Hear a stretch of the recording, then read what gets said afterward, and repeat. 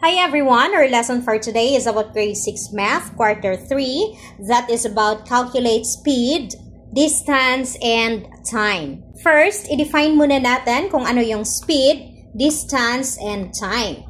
Speed is a scalar quantity that refers to how fast an object is moving. Okay, kapag sinabi mong speed, ito yung kung gaano kabilis ang move ng isang object. While si distance naman is the amount of space between two objects or the state of being far apart.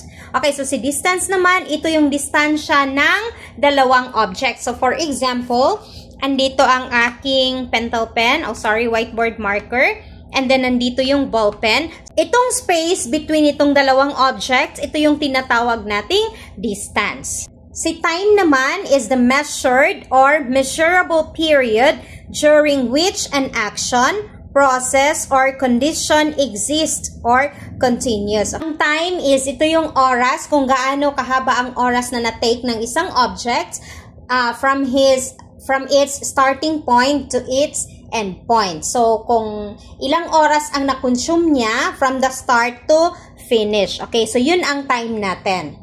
Sa pag-solve or sa pag-calculate ng speed, distance, and time, meron tayong formula na dapat tandaan para hindi kayo malito or hindi nyo malimutan ang ating formula. So, mag-draw lang kayo ng isang triangle, tapos hatiin na naman. So, ilagay nyo si D dito, tapos S, T. Okay, so para hindi nyo siya malimutan. So, triangle, tapos D, S, T. Kapag si D ang hinahanap mo or si distance, kapag si distance ang hinahanap mo, ang iyong formula is D is equal to speed, i-multiply mo kay time. Okay? So, speed times time. Now, kung si speed naman yung hinahanap mo, so speed, ito ang hinahanap mo si speed, ang gagawin mo, si distance is i-divide kay time.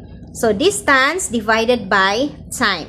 Okay? So, kapag si time naman yung hinahanap mo, time is equal to si distance, i-divide mo kay speed. So, distance divided by speed. Kapag alam mo itong triangle na ito, alam mo kung ano ang iyong formula. So, simple lang. Si distance is i-multiply si speed at si time. Kapag si speed naman, i-divide si distance at time. Kapag si time naman, i-divide si distance at si speed. Okay? So, ganyan lang kadali. So, tandaan nyo lang ang inyong formula. Para mas maintindihan natin, isolve natin ang ating problem na nandito. Okay, so meron tayong example. Kiara has finally able to come to school because of COVID-19 pandemic is over. Her classes start at 6 o'clock in the morning and it's already 5:45. If she rides her bicycle for 10 meters per minute, she can arrive at school just in time. How far is the school from her house? Intindihin muna natin ang problem. So, si Kiara daw is pwede na siyang pumunta sa school kasi tapos na yung COVID-19 pandemic. So, ang oras ng kanyang klase ay magsisimula ng 6 o'clock. Tapos, 5:45 na ng umaga. Kapag sumakay siya sa kanyang bicycle, tapos meron siyang speed na 10 meter per minute, darating siya sa school in time. So, hindi siya malilate. So, ang tanong natin, how far is the school from the house? Okay, so kapag ganyan ang tanong, how far, ano yung hinahanap natin? Distance, kasi how far. So, ang unang gagawin natin is isusulat muna natin ang ating given. Okay? So, problem number 1, ang given natin. Ang speed natin is, ano yung speed natin? 10 meter per minute. Okay? So, 10 meter per minute. Now, ang ating time is, okay, so tingnan natin ang ating time. So, ang oras, papunta siya sa school is 5:45. Tapos, magsisimula ang kanyang klase, 6 a.m. So, ano yung difference nila? 15 minutes. So, meron lang 15 minutes si Kiara para ma-reach niya ang kanyang school na hindi siya malilate. Okay? So, meron tayong 15 minutes na time. And then, distance. So, ang problem natin is hahanapin natin si distance. Since ang tinatanong is kung gaano kalayo ang kanyang bahay papunta sa school. So, distance yung hinahanap natin. Para hindi natin makalimutan ang ating formula, gagawa tayo ng triangle. And then, DST. So, kapag distance ang hinahanap natin, ano ang ating gagawin? Ano ang ating formula? Distance is equal to speed multiplied by time. Okay? So, speed multiplied by time. So, distance, isolve na natin siya. So, ano yung speed natin? Ang speed natin is 10 meter per minute. So, 10 meter per minute. Multiplied by our time na 15 minutes. Okay? So, ngayon, isolve na natin siya. So, distance is equal to, okay, so pareho sila. So, i-cancel lang natin si minute. So, ang naiwan is, meter pala ito. Si minute andito sa kabila, okay? So, ang naiwan is 10 meter multiplied by 15. So, distance is equal to 10 times 15 is 150 meters. So, 10 meters times 15 is equal to 150 meters. So, ibig sabihin pala, ang distance ng bahay ni Kiara papunta sa kanyang school is 150 meters. Problem number 2 naman tayo. Jose L. Porras Elementary School is 150 meters from Kiara's house. If she rides a tricycle at 30 meters per minute, how soon could she arrive in school? Okay, so intindihin muna natin yung problem. So, Jose L. Porras Elementary School daw ay 150 meters galing sa bahay nila Kiara. So, ang distance ng bahay nila Kiara at ng kanyang school or ni Jose L. Porras Elementary School is 150 meters. Kapag sumakay ng tricycle si Kiara, tapos, ang bilis ng tricycle, ang bilis ng kanyang takbo is 30 meters per minute. Ilang minutes kaya ang iti-take ni Kiara para dumating siya sa kanyang school? Okay, so isulat natin ang ating given. So, given natin is 150 meters. Ito ay ang ating distance. So, 150 meters. Tapos, 30 meters per minute is ang ating speed. So, 30 meters per minute is ang ating speed. Now, how soon could she arrive in school? So, ang hinahanap natin is ang time. So, ano kaya ang i-consume or gaano kaya kahaba na time ang i-consume ni Kiara kapag sumakay siya ng tricycle na merong 30 meters per minute na speed papunta sa kanyang school? Okay, so isolve na natin. Again, bakit ko na-erase ang ating formula? Okay, so ang formula natin is DST. So, ang hinahanap natin is time. So, ang formula natin is time is equal to distance divided by speed. So, distance divided by speed. Okay, so isolve na natin siya. So, ang distance natin is 150 meters. Tapos, i-divide natin sa ating speed na 30 meters per minute. Okay? So, divided by 30 meters per minute. Okay? Napaka-importante na isulat nyo ang inyong mga unit. Okay? So, gaya ni meters at ni meters per minute.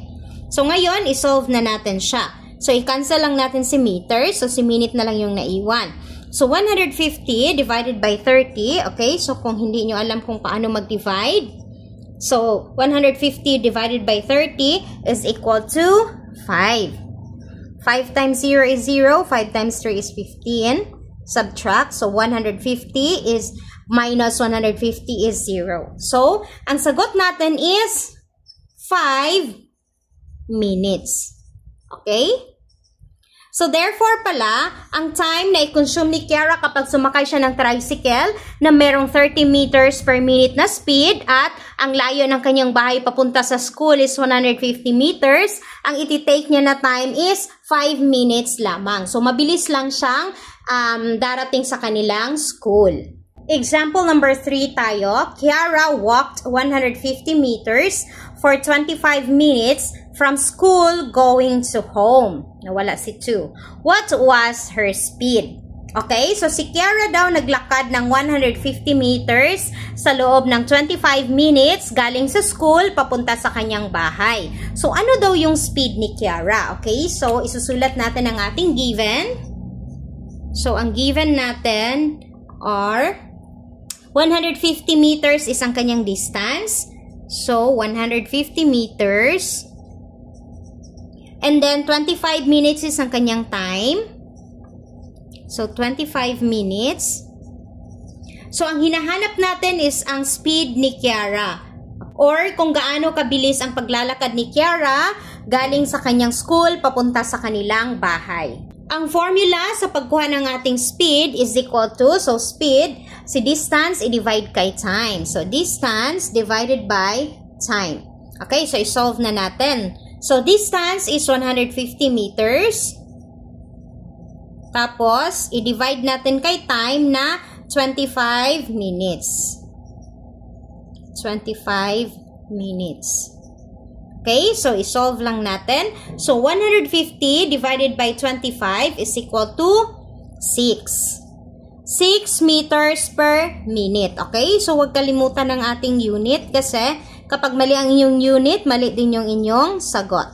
So, 6 meters per minute ang speed ni Kiara. Okay, so ipagpatuloy natin. I hope na naintindihan nyo kung paano kukunin ang ating distance, speed, and time. So, gamitin nyo lang ang ating formula. So, now, itest natin ang inyong napag-aralan kung naintindihan nyo ba talaga siya sa pamamagitan ng pagsagot ng ating 3 questions na nandito. So, meron tayong 3 problem dito. First, isulat muna natin ang ating formula para hindi natin makalimutan.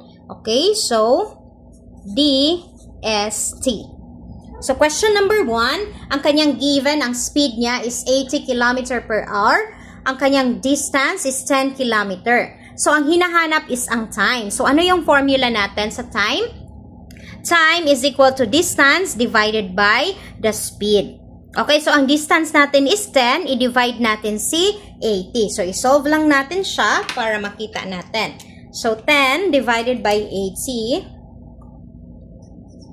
So, si 10 ang i-divide nyo kay 80 kasi si D is, ang ating distance is 10, tapos ang speed natin is 80. Hindi 80 divided by 10. Baliktad yun siya. So, 10 divided by 80 is 0. So, 0 times 80 is 0.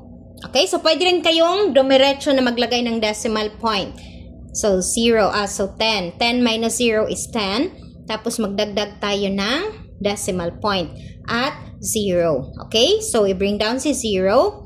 100 divided by 80 is 1. 1 times 80 is 80. Subtract. So 100 minus 80 is 20. Add another 0. So 200 divided by 80 is equal to 2. And then 2 times 0 is 0. 2 times 8 is 16. Subtract. So 0 minus 0. 0 minus 6 cannot be. So, mag-borrow siya ng 1 kay 2. Magiging 10 siya. So, 10 minus 6 is equal to 4. And then, si 2 naging 1. 1 minus 1 is 0. Okay, so mag-add tayo ng another 0. Kapag nalilito kayo sa division, marami tayong tutorial about division. So, pinapakita ko lang kung ano yung sagot natin. Kaya, mabilisan lang ang pag-solve natin. So, 400 divided by 80 is 5. 5 times 0 is 0. 5 times 8 is 40. Okay, so subtract 0. So therefore, 10 divided by 80 or ang ating distance or ang ating time, si distance i-divide kay speed. So ang sagot natin is 0.125 hour. Okay? So 0.125 hour. Number 2, ang given natin is 30 meter per minute ang kanyang speed. Tapos, ang distance ang ating hahanapin at ang time niya is 30 minutes. So, kapag distance yung hinahanap natin, i-multiply si speed at si time. So, i-multiply natin si 30 multiplied by 30. So, 3 times 3 is equal to 9. Tapos, i-add natin ang dalawang 0. So, 9 tapos merong dalawang 0. And then, cancel si minute. So, ang naiwan is si meters. So, ang distance pala natin is 900 meters. Example number 3, wala siyang speed. Ang kanyang distance is 180 inches.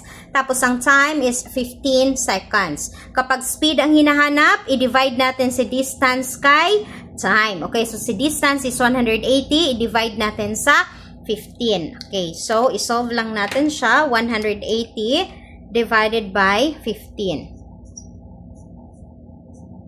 So, 18 divided by 15, 1.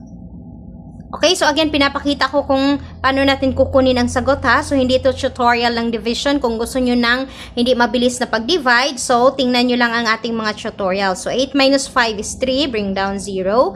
30 divided by 15 is 2. 2 times 15 is 30. Subtract 0.